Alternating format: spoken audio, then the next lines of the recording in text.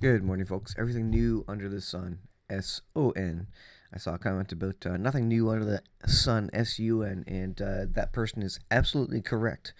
But everything new under the SON, the Son of God, Jesus Christ, who makes all things new. War. And I want to talk about Pelosi, Taiwan. The rhetoric is ratcheting up. It's serious, folks. And war has started for similar sorts of things.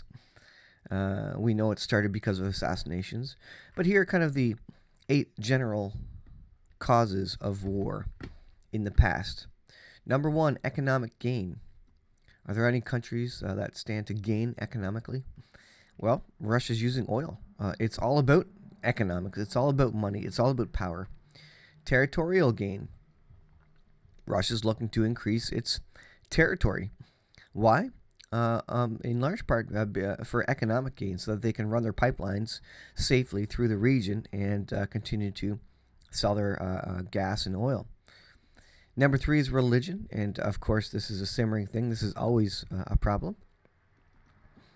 Number 4, nationalism. I don't think we see a lot of nationalism, but some of what Russia is doing is nationalism. Mother Russia, as they say. Revenge. And a part of that, again, you look at the Russia-Ukraine war, is it revenge against NATO for taking more and more countries under their wings? Number 6, civil war. And this is one that could be coming to a town near you as people get more divided, as the love of many grow cold. There will be more sway towards civil war.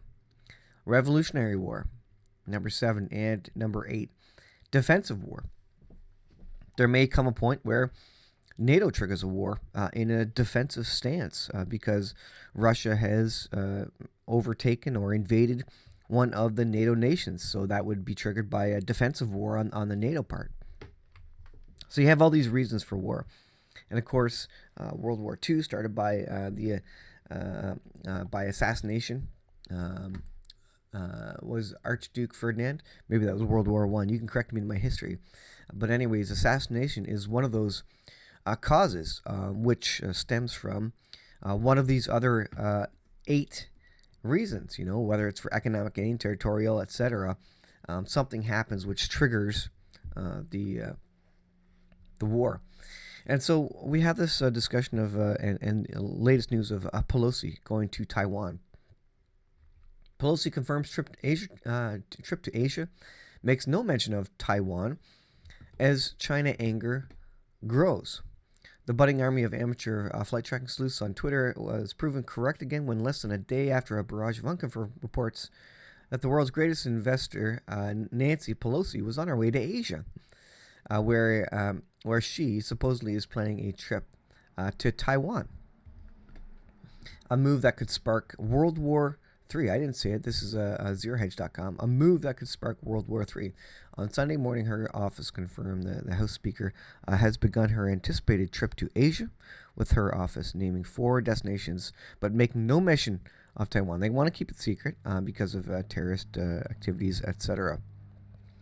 Pelosi, the third in line for U.S. presidential succession, is leading a 6-member congressional delegation to Singapore, Malaysia, South Korea, Japan. It goes on.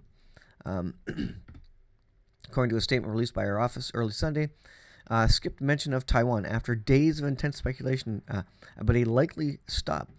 Now, what was going to happen was that there was going to be planes and trains, planes and aircraft, rather, following her there and escorting her.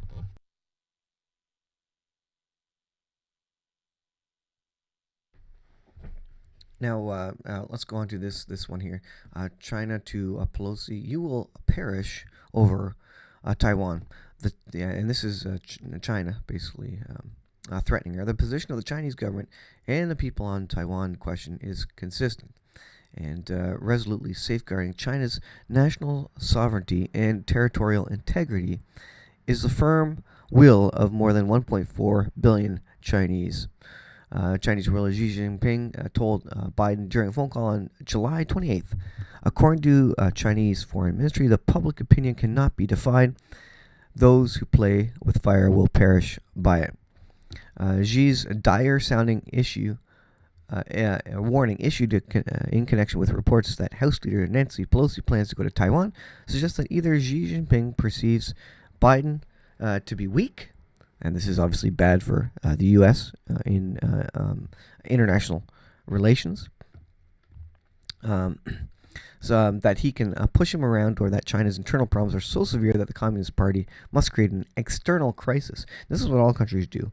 If the government is having trouble, what do? They direct it not internally, or they don't try and fix the issue. They direct it externally, so that the support of the people can be galvanized together for some external pressure or reason. So this is a big deal. Again, you look at the reasons why countries go to war, and I think you could pretty much tick off every single box in some fashion. And so, are we close to war? Will there be some assassination attempt, maybe on Pelosi, or a flare-up of international relations as it relates to Taiwan? That's yet to be seen. All right, a couple of articles here. This is from lawenforcementtoday.com. Hochul's tyranny derailed as judge strikes down her plan to put sick people in camps. So this is the idea of the FEMA camps and putting people in camps if they're sick, if they got COVID, etc. And these things are slowly starting to come out as judges and rulings start to come out. Finally, there's always a delay. These processes take a long time, but they, in terms of determining whether these are constitutional things, all the stuff that happened during COVID, the camps and lockdowns, etc. These judges are now coming out and saying a lot about this. So they've derailed the tyranny with the camps derailed as judge strikes down plan to put sick people in camps rather.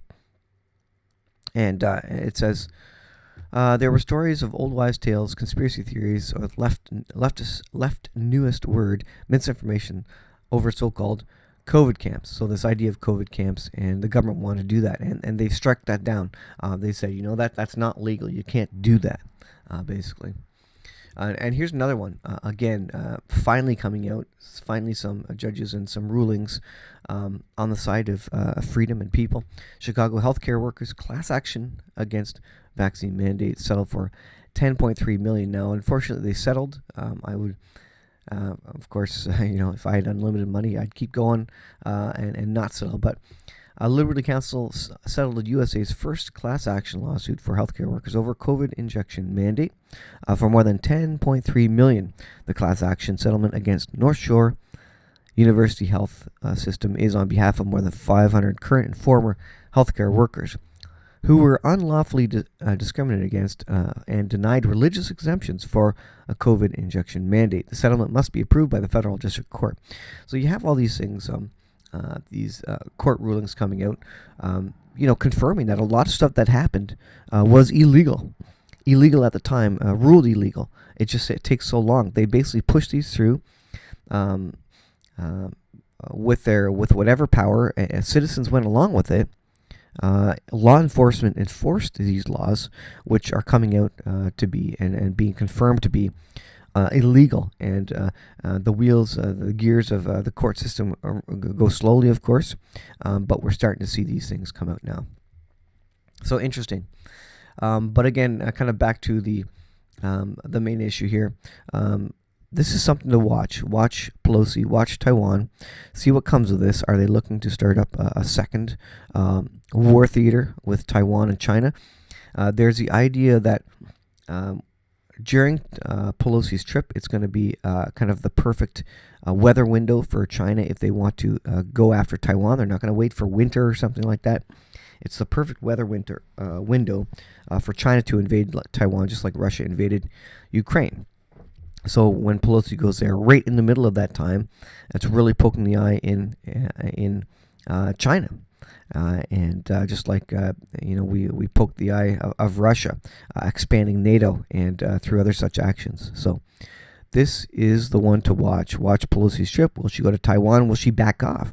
There's been so much news around this now that Pelosi almost cannot back off because they would deemed to be looked. They would be looked at as scared, and after once threatened, that they would then back off. So looks like basically it's a game of chicken. Who's going to blink first? And we'll see what happens. So watch this one. Watch Pelosi. We'll see if this is the trigger to a larger war with China and Taiwan while Russia-Ukraine is continuing. Thanks for watching, folks. I'll leave it there. Pay attention to this news story. We'll see you in the next video.